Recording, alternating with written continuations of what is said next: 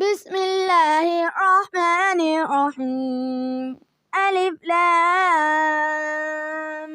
میم۔ الف لام میم مختلف صورتوں کے شروع میں یہ حروف اسی طرح الگ الگ نازل ہوئے ہیں۔ ان کو حروف مقاطعات کہا جاتا ہے، اور صحیح بات یہ ہے کہ ان کا ٹھیک ٹھیک مطلب اللہ کے سوا کسی کو معلوم نہیں۔ یہ اللہ کی کتاب کا ایک راز ہے جس کی تحقیق میں پڑھنے کی کوئی ضرورت نہیں۔ عقیدے یا عمل کا کوئی مسئلہ ان کو سمجھنے پر موقوف نہیں۔ ذالک الکتاب لا ریب فیہ ھدی للمتقین۔ یہ کتاب ایسی ہے کہ اس میں کوئی شک نہیں، یہ ہدایت ہے ڈرنے والوں کے لیے، یعنی اس کتاب کی ہر بات میں کسی شک و شبے کی کوئی گنجائش نہیں۔ انسان کی لکھی ہوئی کتاب پہ تو شک ہو سکتا ہے، مگر اللہ تعالیٰ کی لکھی ہوئی کتاب شک و شبے سے بالاتر ہے۔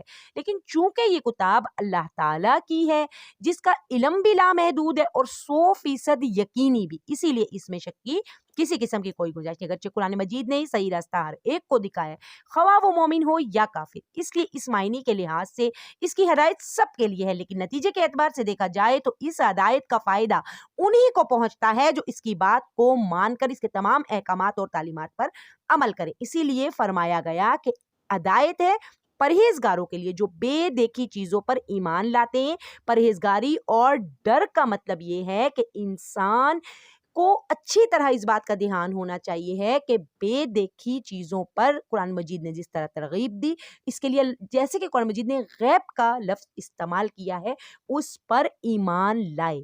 یہ تمام وہ چیزیں جن کو انسان ہاتھ سے چھو کر یا ناک سے سن کر محسوس نہیں کر سکتا، یہ صرف اور صرف انسان کو وحی کے ذریعے معلوم ہوتی ہیں، جن کا نبی کریم صلی اللہ علیہ وسلم نے ہمیں بتایا، جیسے اللہ کی صفات، جنت و دوزخ کے آلات، فرشتے وغیرہ۔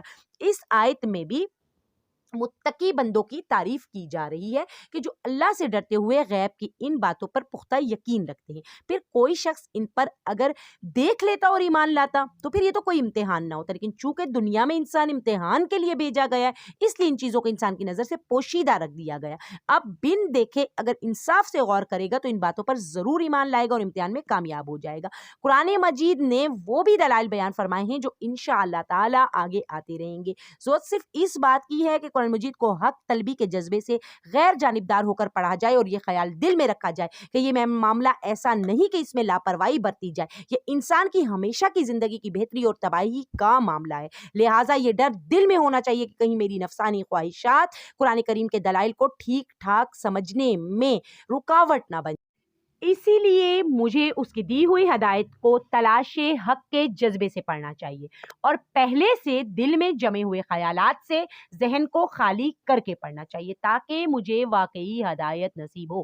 یہ ہدایت ہے ڈرنے والوں کے لیے کا ایک مطلب یہ بھی ہے الذین یؤمنون بالغیب ویقیمون الصلاة ومما رزقناہم ينفقون۔ جو لوگ ایمان لاتے ہیں غیب پر اور نماز قائم کرتے ہیں اور جو کچھ ہم نے ان کو دیا اس میں سے خرچ کرتے ہیں۔ جو لوگ قرآن کریم کی ہدایت سے فائدہ اٹھاتے ہیں یا ان کی صفات بیان فرمائی گئی ہیں، ان میں سب سے پہلی صفت تو غیب یعنی بن دیکھی چیزوں پر ایمان لانا، جس کی تفصیل پیچھے گزر چکی ہے۔ یہ لوگ ایمانیات میں تو داخل ہو گئے، جس کا خلاصہ یہ ہے کہ جو کچھ اللہ تعالیٰ نے قرآن کریم میں بیان فرمایا، جو کچھ رسول صلی اللہ علیہ وسلم نے ارشاد فرمایا، اس سب پر ایمان لاتے۔ دوسری چیز نماز قائم کرنا جو بدنی عبادتوں میں سے سب سے اہم عبادت ہے، اور تیسری چیز جو بیان کی گئی اپنے مال میں سے اللہ کے راستے میں خرچ کرنا، جس میں زکوٰۃ اور صدقات آ جاتے ہیں جو مالی عبادت ہے۔ والذین یؤمنون بما انزل الیک وما انزل من قبلک وبالآخرۃ هم یوقنون۔ اور جو لوگ ایمان رکھتے ہیں اس پر جو نازل کیا گیا آپ صلی اللہ علیہ وآلہ وسلم پر، اور جو نازل کیا گیا آپ صلی اللہ علیہ وآلہ وسلم سے قبل، اور آخرت پر وہ یقین رکھتے ہیں، یعنی کہ اس چیز پر بھی وہ یقین رکھتے ہیں جو نبی صلی اللہ علیہ وآلہ وسلم پر اتری، اور اس چیز کے بھی سچا ہونے میں شک نہیں کرتے جو آپ صلی اللہ علیہ وآلہ وسلم سے پہلے یعنی حضرت موسیٰ اور حضرت عیسیٰ علیہ السلام پر نازل کی گئی کہ وہ بھی بالکل سچی تھی، اگرچہ بعد میں لوگوں نے اسے ٹھیک ٹھاک محفوظ نہ رکھا بلکہ اس میں تحریف کر دی۔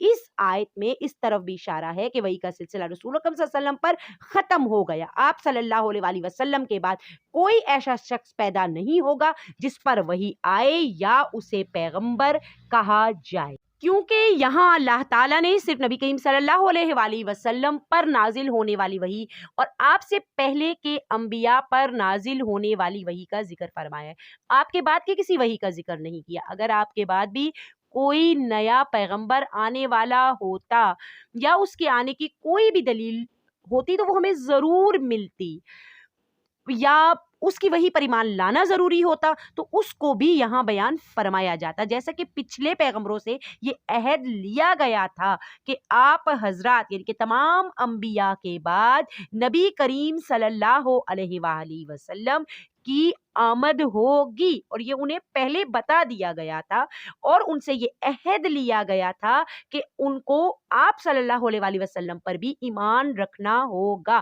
اس کے لیے آپ سورہ آل عمران کا مطالعہ کر لیجئے۔ آخرت سے مراد وہ زندگی ہے جو مرنے کے بعد حاصل ہوگی اور جو ہمیشہ کے لیے ہوگی، اس میں بندے کو دنیا میں کیے گئے اعمال کا حساب دینا ہوگا اور اسی کی بنیاد پر یہ فیصلہ ہوگا کہ وہ جنت میں جائے گا یا جہنم میں۔ اگرچہ یہ آخرت بھی غیب یعنی اندیکھی چیزوں میں شامل ہے جس پر ایمان لانے کا ذکر سب سے پہلے کیا گیا تھا، لیکن آخر میں اسے علیحدہ کر کے خصوصی اہمیت کے ساتھ ذکر کیا گیا۔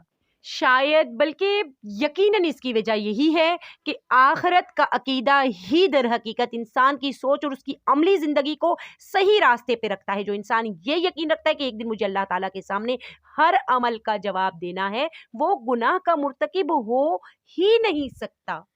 أولئك على هدى من ربهم وأولئك هم المفلحون۔ یہی لوگ ہدایت پر ہیں اپنے رب کی طرف سے اور یہی لوگ فلاح پانے والے ہیں۔ یہاں پر لوگوں کی فلاح یعنی کامیابی کو بیان کر دیا گیا کہ یہ وہ لوگ ہیں جو اپنے پروردگار کی طرف سے صحیح راستے پر ہیں اور یہی لوگ انشاءاللہ تعالی آخرت میں کامیاب ہونے والے ہیں۔ وآخر الدعوانا عن الحمد للہ رب العالمین۔